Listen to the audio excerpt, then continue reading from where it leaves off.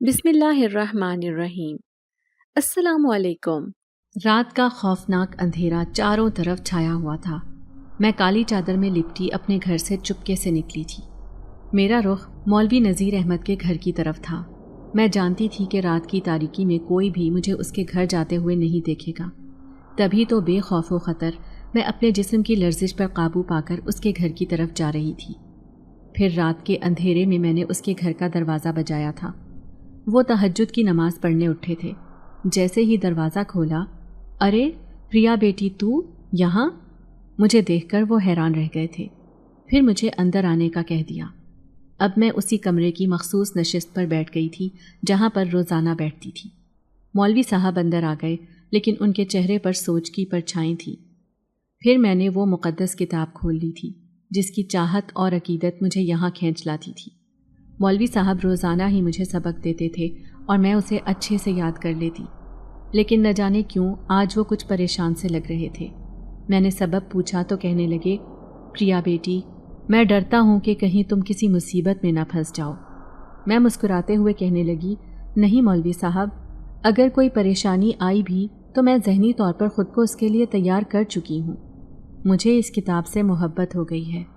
میں اس کا لفظ لفظ پڑھتی ہوں تو ایسے لگتا ہے میں اس دنیا میں نہیں بلکہ کسی جنت کی سیر کر رہی ہوں۔ آپ جانتے ہیں نا کہ مجھے قرآن مجید کو ترجمے سے پڑھنے کا کتنا شوق ہے۔ پہلی بار جب میں نے قرآن مجید میں حضرت یوسف علیہ السلام کا واقعہ پڑھا تو اس کا اثر میرے دل پر اس قدر ہوا کہ میں نے اس پورے قرآن کو تلفظ کے ساتھ پڑھنے کا سوچا، ساتھ ساتھ اس کا ترجمہ بھی پڑھتی ہوں۔ آپ نہیں جانتے مولوی صاحب کہ اس کتاب کا میرے اوپر کیا اثر ہو رہا ہے۔ میرے دل کی دنیا بدل رہی ہے۔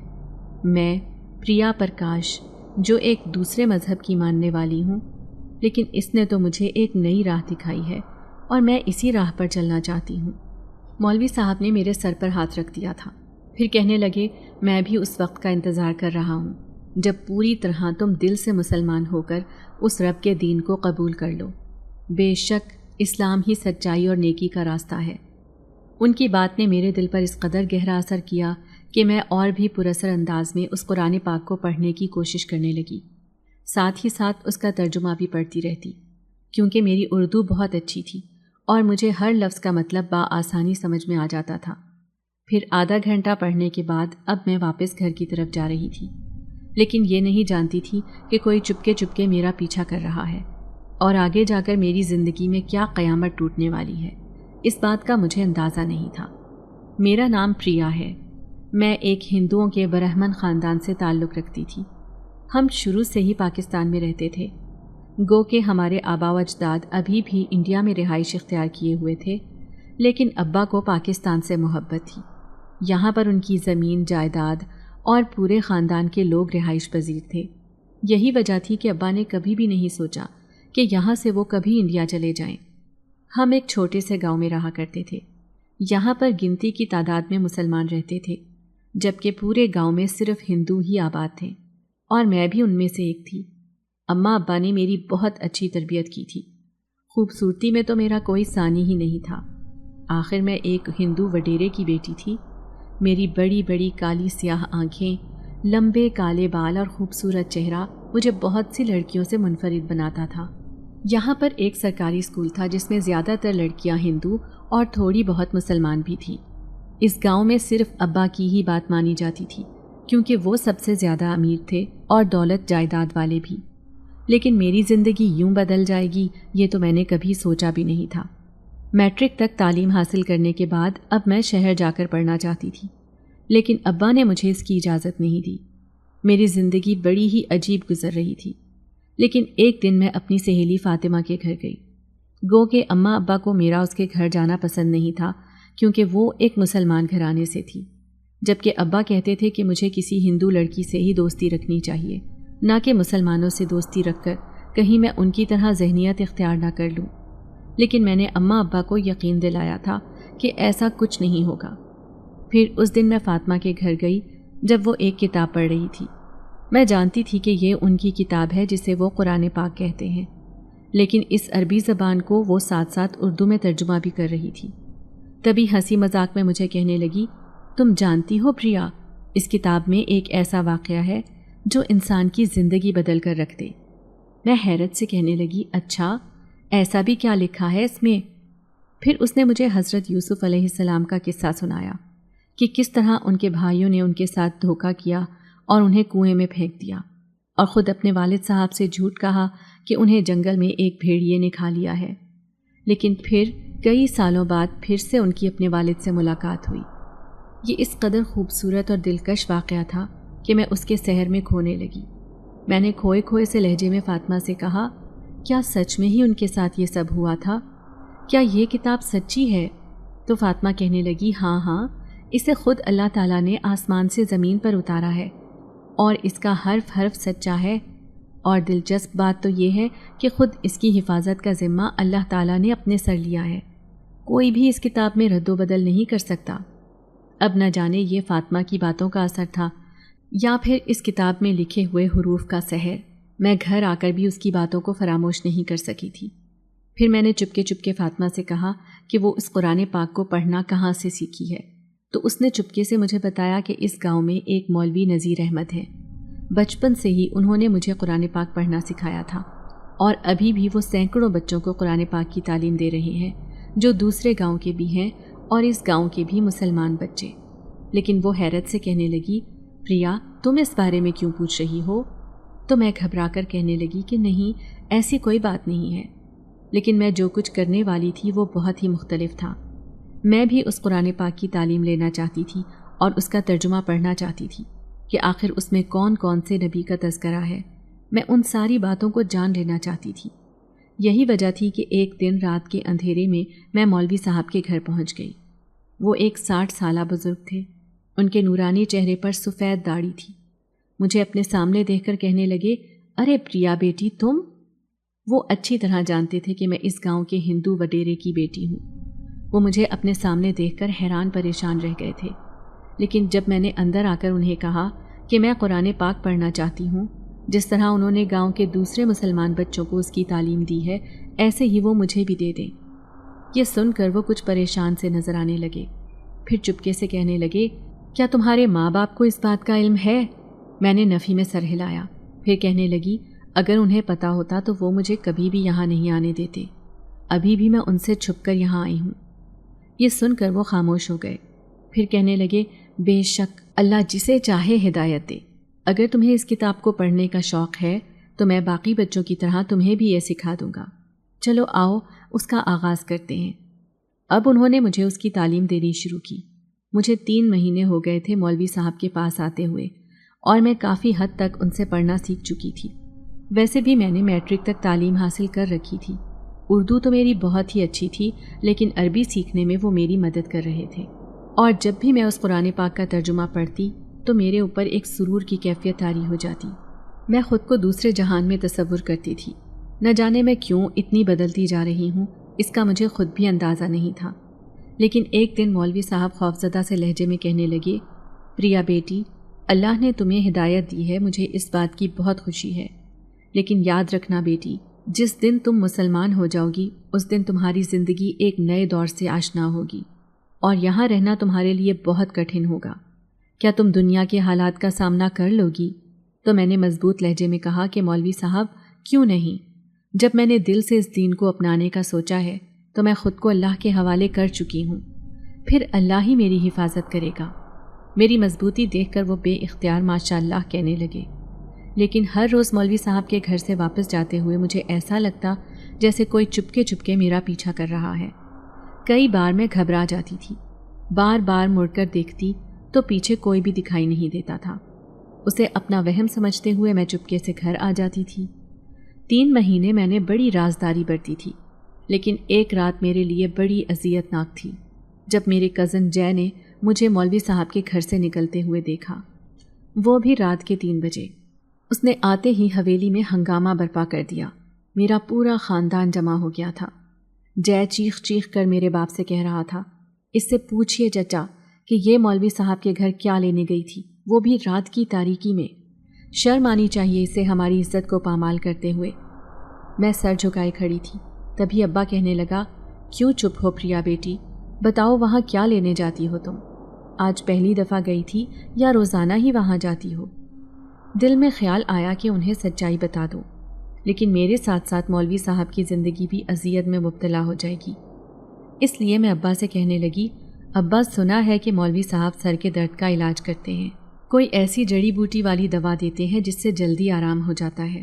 بس میں وہی دوا لینے گئی تھی اور کچھ نہیں، کیونکہ میں رات بھر درد سے تڑپ رہی تھی۔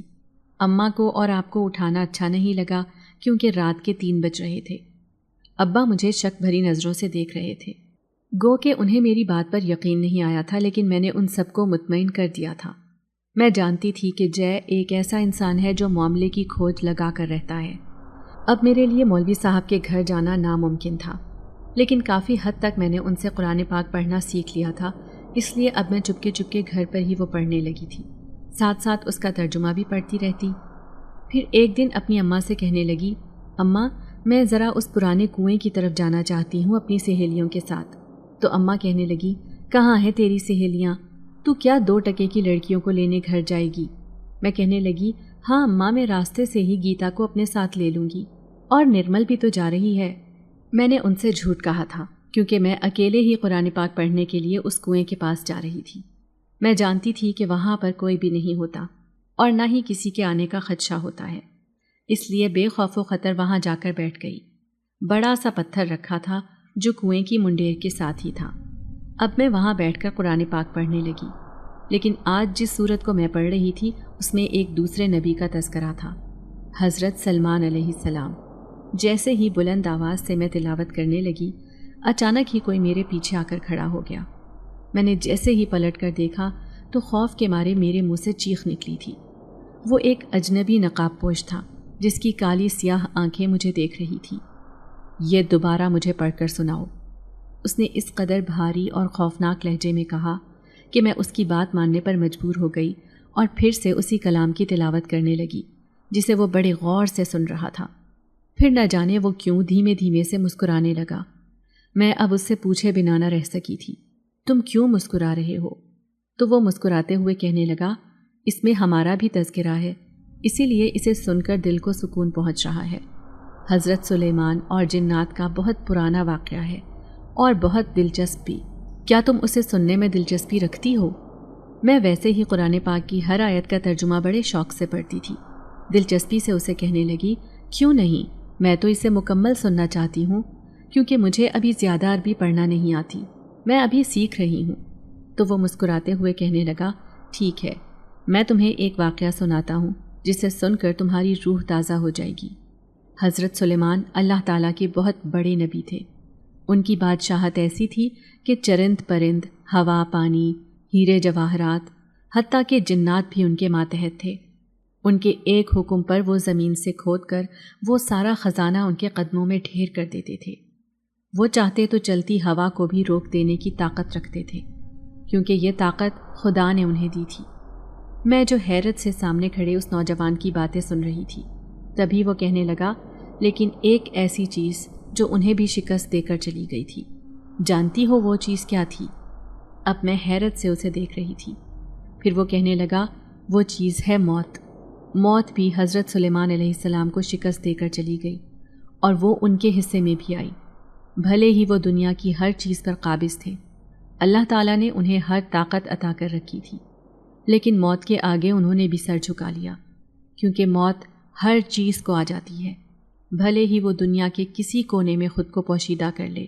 یہ سن کر تو میرا پورا وجود خوف سے تھر تھر کانپنے لگا تھا۔ نہ جانے کیوں میں اس کی باتیں اتنے غور سے سن رہی تھی، ایسے لگ رہا تھا جیسے میں کسی دوسرے جہان میں موجود ہوں۔ پھر اچانک ہی وہ میرے سامنے سے غائب ہو گیا۔ میں پاگلوں کی طرح اس جنگل بیابان میں اسے دیکھ رہی تھی کہ سامنے کھڑا نوجوان میرے سامنے سے کیسے غائب ہو گیا ہے، وہ بھی مجھے ایسی بات بتا کر۔ اب دن رات موت کا خوف میرے ذہن پر سوار رہنے لگا، اور یہ خوف مجھ پر اس قدر حاوی ہوا کہ مجھے اذیت ناک بخار نے اپنی لپیٹ میں لے لیا۔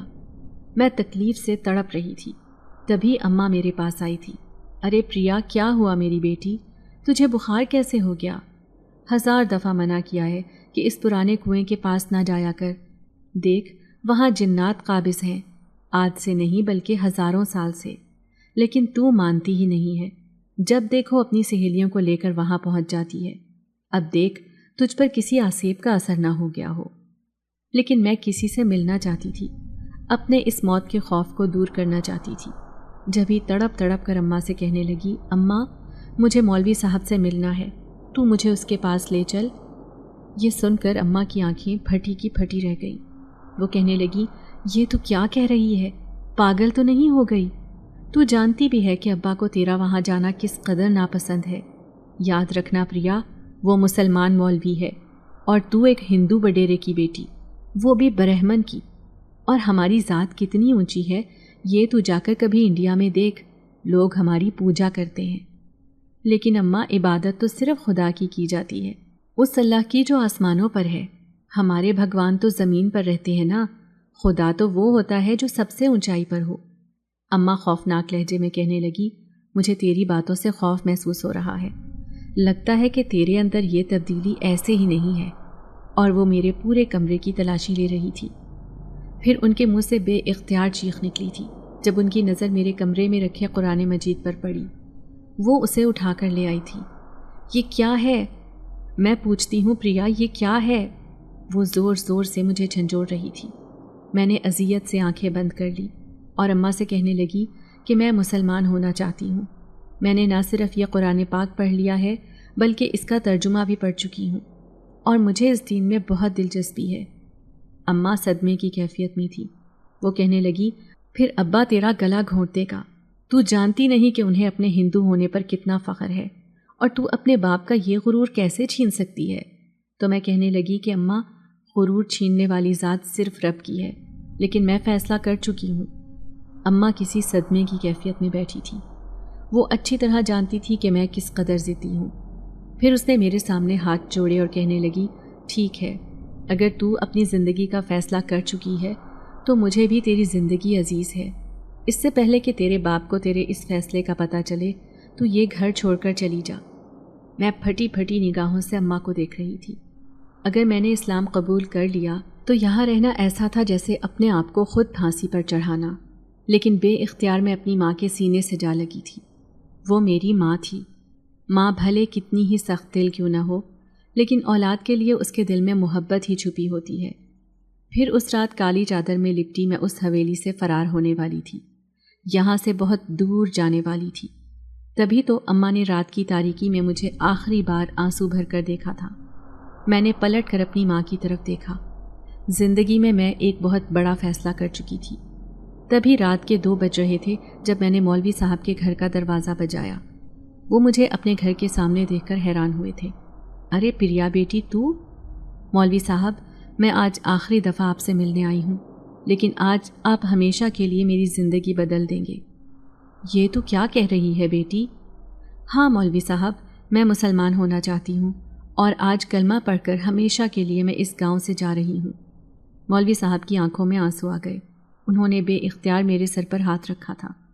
پھر انہوں نے مجھے لا الہ الا اللہ پڑھایا اور ہمیشہ کے لیے اس گاؤں سے رخصت کر دیا۔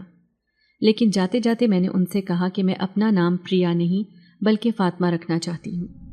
ٹھیک ہے فاطمہ بیٹی، آج سے تم اللہ کے حوالے۔ اور پھر اس رات کی تاریکی میں نے اپنے گاؤں کو چھوڑ دیا تھا۔ میں تیزی سے اپنے قدم اٹھاتی اس گاؤں سے بہت دور جا رہی تھی، لیکن اچانک تھوڑی ہی دور گئی تھی جب مجھے ایسے لگا جیسے پھر سے کوئی میرا پیچھا کر رہا ہو۔ ایک نادیدہ مخلوق میرے پیچھے پیچھے آ رہی تھی۔ جو ہی میں پلٹ کر دیکھتی تو وہاں کوئی بھی نہیں ہوتا تھا۔ خوف کے مارے میں ایک درخت کے پیچھے چھپ گئی تھی۔ شاید کوئی میری جان لینا چاہتا ہے۔ اسی بات نے میری روح کے پرخچے اڑا دیے۔ شاید میری زندگی اتنی ہی ہے۔ کوئی تھا جو چپکے چپکے میرے پیچھے آ رہا تھا، لیکن میرے پلٹنے پر غائب ہو گیا۔ اب میں اس درخت کے پیچھے سہمی کھڑی تھی جب کسی نے میرے کندھے پر ہاتھ رکھا۔ میرے منہ سے بے اختیار چیخ نکلی تھی، لیکن جو ہی پلٹ کر دیکھا تو سامنے کھڑے اس نوجوان کو دیکھ کر میں حیران رہ گئی تھی۔ وہ مجھے دیکھ کر عجیب انداز میں مسکرا رہا تھا۔ تم میرا پیچھا کر رہے تھے؟ کون ہو تم؟ میں غصے سے اسے کہنے لگی۔ اسے تو میں جانتی بھی نہیں تھی، کیونکہ یہ بالکل اجنبی تھا۔ یہ ہمارے گاؤں میں بھی نہیں رہتا تھا۔ وہ مسکراتے ہوئے کہنے لگا، میں تمہارا پیچھا نہیں بلکہ تمہاری حفاظت کر رہا تھا۔ میرے ہوتے ہوئے تمہارے پاس کوئی خطرہ نہیں آ سکتا۔ کیوں؟ تم کوئی جن ہو جو ایک دم سے غائب ہو جاتا ہے؟ تم جھوٹ کہتے ہو۔ تم مجھے یہاں مارنے آئے ہو۔ میں غصے سے پاگل ہو رہی تھی تو وہ عجیب انداز میں قہقہا لگا کر ہنسنے لگا، پھر خوفناک لہجے میں کہنے لگا، تم نے بالکل ٹھیک پہچانا، میں واقعی ہی میں ایک جنات ہوں۔ آج سے نہیں بلکہ پچھلے کئی سالوں سے تمہارے پیچھے ہوں۔ جب تم اپنی سہیلیوں کے ساتھ اس کنویں کے پاس آتی تھی اور بھجن گایا کرتی تھی، وہ بھجن مجھے تکلیف دیتے تھے۔ ایک دن غصے کے مارے میں اس کنویں سے باہر بھی آیا تھا تمہیں سزا دینے کے لیے، کیونکہ میں ایک مسلمان جن تھا، لیکن اسی دن تمہاری خوبصورتی دیکھ کر میں حیران رہ گیا تھا کہ کوئی اتنا خوبصورت کیسے ہو سکتا ہے۔ میں بے اختیار تمہیں دیکھتا رہا۔ تمہیں سزا دینے کا ارادہ میں نے ملتوی کر دیا تھا، لیکن اب ہر دوسرے دن تم اپنی سہیلیوں کے ساتھ وہاں آتی، شرارتیں کرتی، درختوں پہ جھولا جھولتی، اور میں تمہیں کچھ پرشوق نظروں سے دیکھتا رہتا۔ لیکن میں نہیں جانتا تھا کہ ایک دن یہ لڑکی اس قدر عظیم انسان بن کر میرے سامنے آئے گی، جو ایک سچے دین پر چل کر آج مجھ سے مرتبے میں کہیں بڑی ہو کر میرے سامنے کھڑی ہے۔ میں خوف سے کانپتی ہوئی اس جن ذات کی باتیں سن رہی تھی۔ مجھے اپنی آنکھوں پر یقین نہیں آ رہا تھا کہ کوئی جن میرے سامنے کھڑا ہو کر مجھ سے باتیں کر رہا ہے۔ رات کے 4 بجنے والے تھے اور میں اپنے گاؤں سے سینکڑوں میل کے فاصلے پر بھاگتے بھاگتے نہ جانے کہاں پہنچ گئی تھی۔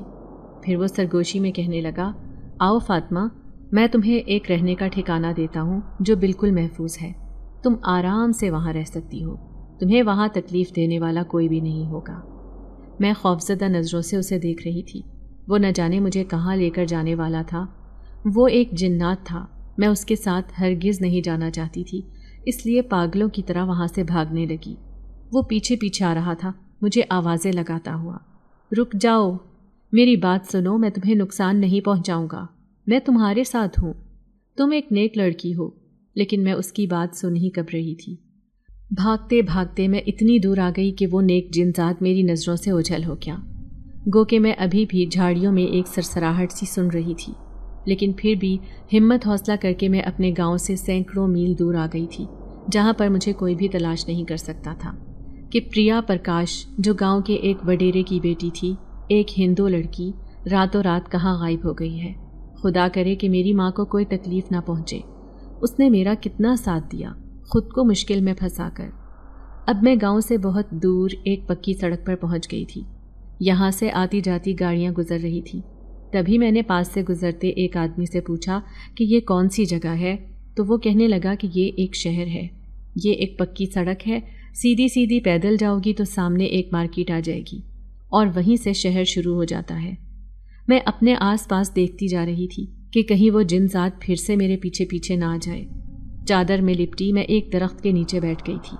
تبھی پاس سے گزرتا ایک شخص کہنے لگا، میں کافی دیر سے آپ کو اس درخت کے نیچے بیٹھا ہوا دیکھ رہا ہوں، کوئی پریشانی ہے کیا؟ کہاں سے آئی ہیں آپ؟ وہ سر سے پاؤں تک مجھے دیکھ رہا تھا۔ میں اپنے آپ میں سمٹ گئی۔ وہ ایک نوجوان آدمی تھا، اس کے چہرے پر داڑھی تھی، وہ حلیے سے کوئی مولوی لگ رہا تھا۔ بے اختیار مجھے مولوی نذیر احمد یاد آئے تو میری آنکھوں میں آنسو آ گئے۔ مجھے روتے ہوئے دیکھ کر وہ کہنے لگا، دیکھیں میں آپ کو اکیلا چھوڑ کر یہاں نہیں جا سکتا، کیونکہ شہر کے حالات ٹھیک نہیں اور کوئی بھی آپ کو پریشان کر سکتا ہے، کیونکہ آپ ایک جوان لڑکی ہیں، یقیناً میری بات سمجھ رہی ہوں گی۔ وہ مجھ سے کیا کہنا چاہتا تھا میں اچھی طرح سمجھ گئی تھی، لیکن میں اسے کیسے بتاتی کہ میرے پیچھے ایک آسیب ہے، اگر میں کہیں پر بھی جاؤں گی تو وہ میرے آس پاس موجود ہوگا۔ مجھے یوں خاموش دیکھ کر وہ کہنے لگا، اچھا آپ آئیں، میں آپ کو اپنے ساتھ اپنے گھر لے کر چلتا ہوں، یہاں سے تھوڑا ہی فاصلے پر میرا گھر ہے، میرے ابو ایک امام مسجد ہیں اور میں حافظ قرآن، ابھی میں مدرسے سے پڑھا کر آ رہا ہوں۔ مجھے ایسے لگ رہا تھا جیسے میں ہواؤں میں اڑ رہی ہوں۔ میرے سامنے ایک حافظ قرآن کھڑا تھا، اس قرآن کو پڑھنے والا جس سے مجھے دیوانگی کی حد تک محبت تھی۔ اب میں اس کے ساتھ جانے لگی، بالکل بے خوف و خطر ہو کر میں نے اس پر بھروسہ کر لیا تھا۔ وہ جو بھی تھا، جیسا بھی تھا، اب مجھے اپنے خدا پر یقین تھا کہ وہ مجھے کبھی بھی کسی غلط ہاتھوں میں جانے نہیں دے گا، اسی لیے میں اس کے ساتھ جا رہی تھی۔ جیسے ہی اس کے ساتھ گھر گئی، اندر سے ایک کڑکتی ہوئی آواز آئی تھی، یہ کسے تم اٹھا کر لے آئے ہو؟ ایسے ہی جوان لڑکی کو گھر لے آئے اور یہ بھی نہیں سوچا کہ محلے پڑوس کے لوگ ہمارے بارے میں کیا سوچیں گے؟ سامنے کھڑی عورت جس نے سر پر دوپٹہ اوڑھا ہوا تھا، وہ مجھے نفرت بھری نظروں سے دیکھ رہی تھی۔ میں اپنے آپ میں سمٹنے لگی، تبھی ایک مولوی کمرے سے باہر آیا تھا۔ وہ اپنے بیٹے کو سخت سست سناتے ہوئے کہنے لگا، جانتا بھی ہے اپنی ماں کی عادت، پھر بھی ایسے ہی راہ چلتی لڑکی کو اٹھا کر گھر لے آیا۔ کون ہے یہ؟ ارے دیکھو تو صحیح، اس نے گلے میں کسی بت کی مالا پہن رکھی ہے۔ اچانک ہی اس عورت کی نظر گلے میں موجود میری مالا پر پڑی تھی۔ میرے پیروں تلے سے زمین نکل گئی۔ اس مالا کو اتارنا تو میں بھول ہی گئی تھی، جو میری اماں کی نشانی تھی۔ در حقیقت میں اس نشانی کو خود سے جدا نہیں کرنا چاہتی تھی۔ وہ عورت کہنے لگی، لڑکی ہندو لگ رہی ہے، کیونکہ اکثر ہندو لڑکیوں کی آنکھیں کالی اور رنگت سانولی ہوتی ہے۔ اب وہ میرے چہرے پر تنقید کر رہی تھی۔ میں گھبرائے ہوئے لہجے میں اس عورت سے کہنے لگی، نہیں، میں پہلے ہندو تھی لیکن اب مسلمان ہو چکی ہوں۔ پہلے میرا نام پریا تھا اور اب فاطمہ ہے۔ یہ سن کر تو وہ غصے سے آگ بگولا ہو گئی۔ ارے ایسی نام نہاد لڑکی جو ابھی ابھی مسلمان ہو کر آئی ہے، اسے تو میں ایک لمحہ اپنے گھر میں برداشت نہیں کروں گی۔ چلو نکلو میرے گھر سے۔ ایک مسلمان گھرانے کا ایسا سلوک، اور جو امام مسجد کی بیوی تھی، مجھے اپنی آنکھوں پر یقین نہیں آ رہا تھا کہ وہ میرے ساتھ یہ سب کیوں کر رہی ہے۔ پیچھے کھڑا اس کا حافظ قرآن بیٹا بالکل خاموش تھا، لیکن اچانک ہی وہ میرے سامنے آیا اور اپنی ماں سے کہنے لگا، لیکن اماں، یہ لڑکی مسلمان ہو چکی ہے اور پہلی نظر میں ہی مجھے بہت اچھی لگی ہے، اسی لیے میں اسے گھر لے کر آیا ہوں۔ میرا ارادہ اس سے نکاح کرنے کا ہے۔ یہ سن کر تو وہ عورت غصے سے آگ بگولا ہو کر کہنے لگی، اس ہندوانی سے میں تیری شادی کروں گی؟ ہرگز نہیں۔ تو میرا حافظ قرآن بیٹا، تیری اس معاشرے میں ایک عزت ہے۔ تیرا باپ جو ایک بڑی مسجد کا امام ہے، اور میں اس ایری غیری لڑکی سے تیرا نکاح کر دوں گی؟ یہ تو نے سوچا بھی کیسے ولید احمد؟ اس کی بات سن کر میری آنکھوں میں آنسو آ گئے۔ پھر میں نے اس عورت کے آگے ہاتھ جوڑے اور کہنے لگی، خدا کے لیے مجھے معاف کر دیں، مجھ سے بہت بڑی غلطی ہو گئی جو میں اس گھر میں چلی آئی آپ لوگوں کو اپنا سمجھ کر، لیکن میں ابھی اور اسی وقت اس گھر سے جا رہی ہوں۔ یہ کہہ کر میں مڑنے ہی لگی تھی کہ اچانک ہی کسی نے میرا ہاتھ تھاما۔ میں نے دیکھا سامنے وہی نوجوان تھا۔ اس کی آنکھوں میں میرے لیے نرمی تھی۔ وہ کہنے لگا، فاطمہ، تم ایسے نہیں جا سکتی، میں تم سے ابھی اور اسی وقت نکاح کروں گا، وہ بھی مسجد میں جا کر۔ بھلے ہی میری ماں اس کے لیے راضی نہیں ہے، لیکن ابا میرے مسجد کے امام ہیں، وہ بھی سمجھتے ہوں گے کہ نکاح کرنا کس قدر پسندیدہ عمل ہے اور خدا اس سے راضی ہوتا ہے۔ اب وہ مجھے اپنے ساتھ لے کر جا رہا تھا۔ دونوں ماں باپ حیرت سے اپنے فرما بردار بیٹے کو دیکھ رہے تھے، کیونکہ ولید اور ان کی بات سے انکار کر دے ایسا ہو ہی نہیں سکتا تھا۔ وہ ان کا اکلوتا بیٹا تھا، لیکن آج نہ جانے اس کے اوپر کیا اثر ہو گیا تھا، وہ مجھے اپنے ساتھ لے کر جا رہا تھا۔ تبھی مجھے اس کے برابر میں کھڑی ایک کالے رنگ کی پرچھائی دکھائی دی۔ میں حیرت سے دیکھ رہی تھی، پھر خوف سے تھر تھر کانپنے لگی۔ ولید کے برابر میں وہی جن ذات کھڑا دکھائی دیا تھا جس نے میری حفاظت کرنے کا وعدہ کیا تھا۔ تو کیا اس جنات کے اثر کی وجہ سے ولید میرا ساتھ دے رہا ہے؟ میں دہشت سے اس جن ذات کو دیکھ رہی تھی۔ پھر تبھی ولید کے باپ نے اسے آواز دی اور کہنے لگا، رک جاؤ، میں ہی تمہارا نکاح پڑھاؤں گا۔ گو کہ تمہاری ماں راضی نہیں ہے، لیکن یہ لڑکی بہت نیک لگ رہی ہے۔ ہمیں خوشی ہوگی کہ ہم ایک ایسی لڑکی سے تمہارا نکاح پڑھائیں گے جو سچے دل سے مسلمان ہوئی ہے اور جو بہت ہی نیک ہے۔ اب میں خاموشی سے اس گھر میں بیٹھ گئی تھی۔ گو کہ آنے والی زندگی میرے لیے بہت کٹھن ثابت ہونے والی تھی، لیکن پھر بھی میں ان سب مصیبتوں کا مقابلہ کرنے کے لیے تیار تھی، ولید احمد کی وجہ سے، کیونکہ وہ مجھ سے نکاح کر رہا تھا، اور وہ ایک حافظ قرآن نوجوان تھا۔ جس کتاب سے میں محبت کرتی تھی وہ اس کے سینے میں محفوظ تھی۔ تھوڑی ہی دیر بعد میرا اس سے نکاح ہو گیا تھا۔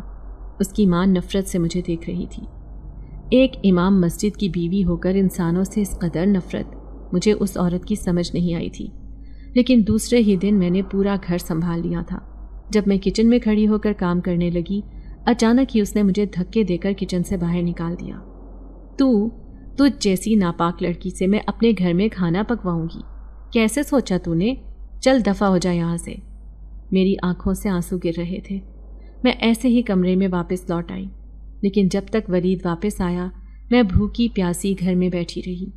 وہ روزانہ مدرسے پڑھانے جاتا تھا، پھر وہ میرے لیے باہر سے کھانا لے کر آیا۔ وہ اپنے ہاتھوں سے مجھے کھانا بنا کر کھلا رہا تھا، اس قدر محبت سے دیکھ رہا تھا کہ میں حیران تھی کہ اس کے دل میں میرے لیے یہ محبت کہاں سے آئی۔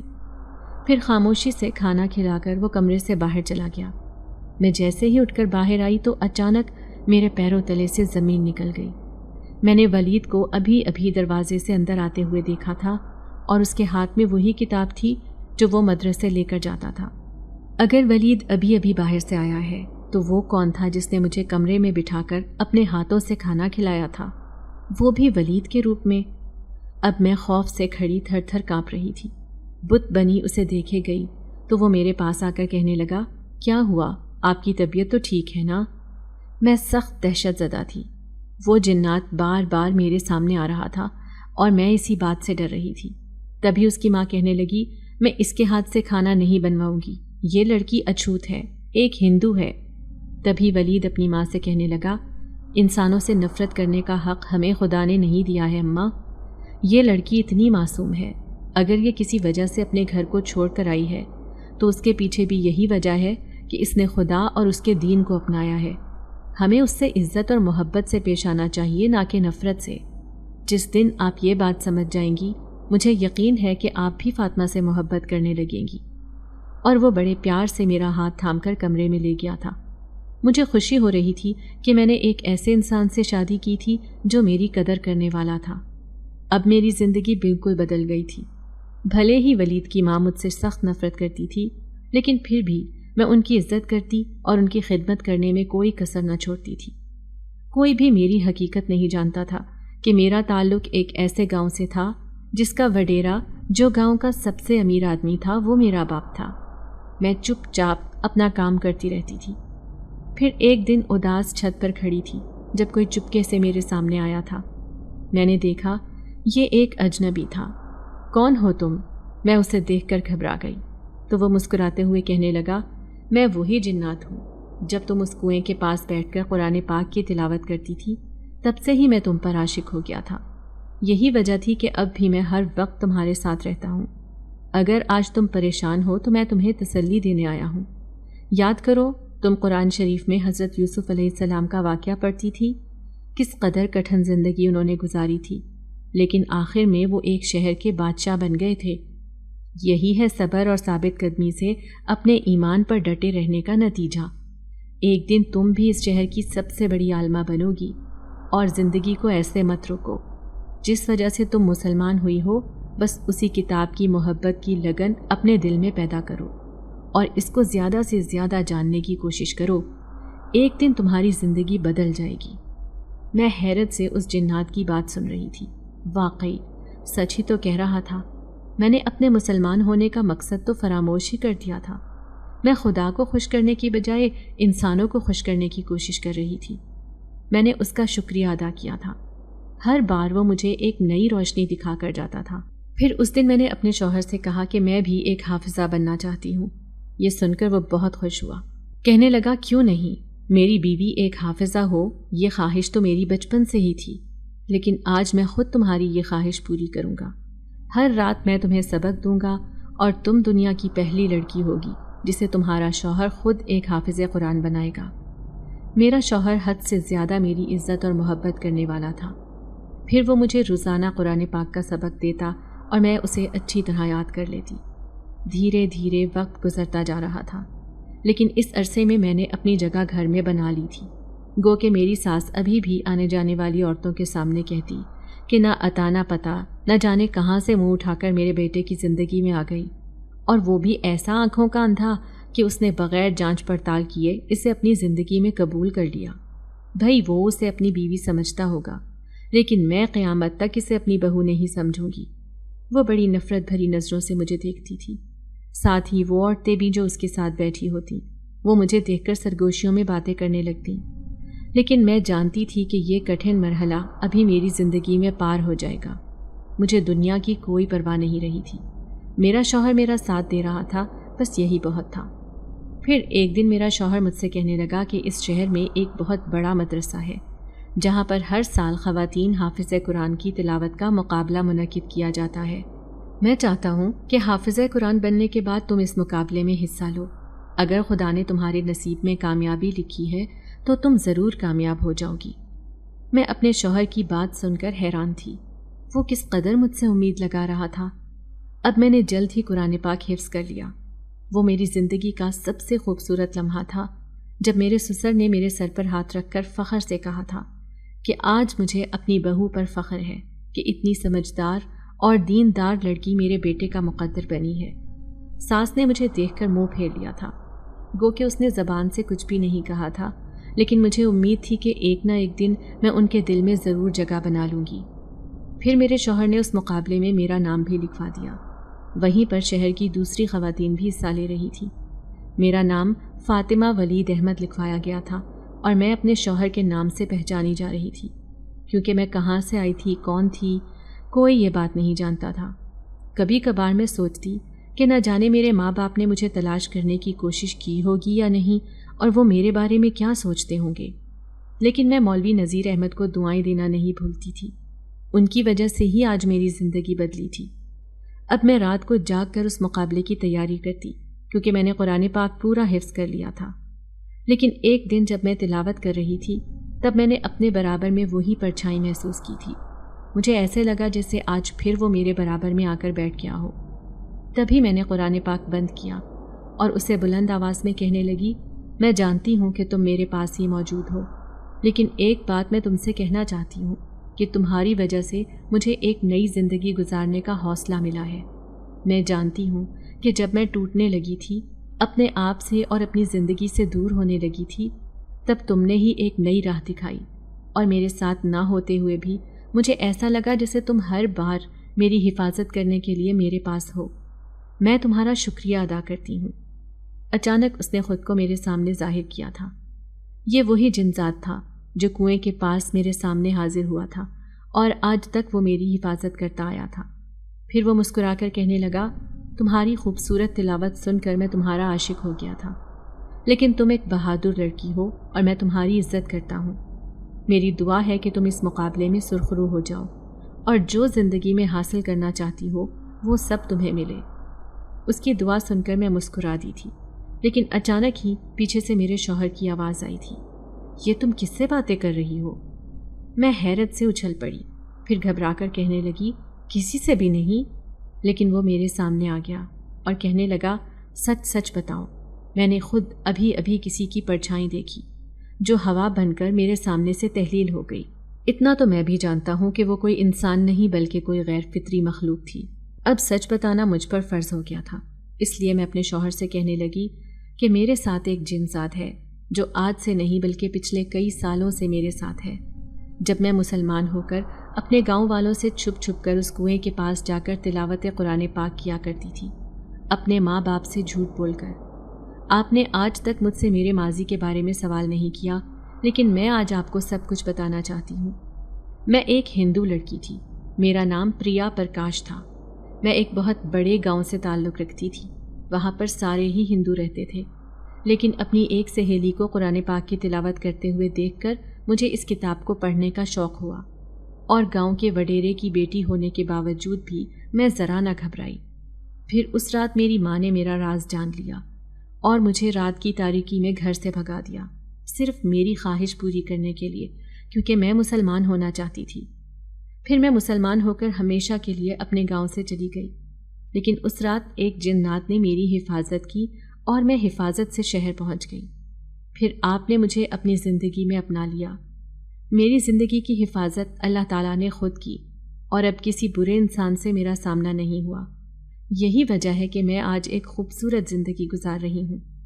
میرا شوہر کہنے لگا، مجھے تم ہر حالت میں قبول تھی، مجھے تم سے دیکھتے ہی محبت ہو گئی تھی۔ لیکن یہ بھی حقیقت ہے کہ جب میں تمہیں اپنے ساتھ لے کر آیا تھا تو اچانک مجھے ایسے لگا جیسے کوئی سحر سا مجھ پر طاری ہو گیا ہو، اور میں جو کچھ بھی کہہ رہا تھا اس کا مجھے کچھ بھی ہوش نہیں تھا۔ مجھے تم ایسے ہی قبول ہو فاطمہ۔ میں خوش نصیب تھی کہ میرا شوہر ایک نیک اور بہت بڑے دل کا انسان تھا۔ پھر میں نے اس مقابلے میں شرکت کی۔ یہ میری خوش نصیبی تھی کہ میں نے اول پوزیشن حاصل کی۔ انہوں نے مجھے ایک بہت بڑا سرٹیفکیٹ دیا اور ساتھ میں لاکھوں کا انعام بھی۔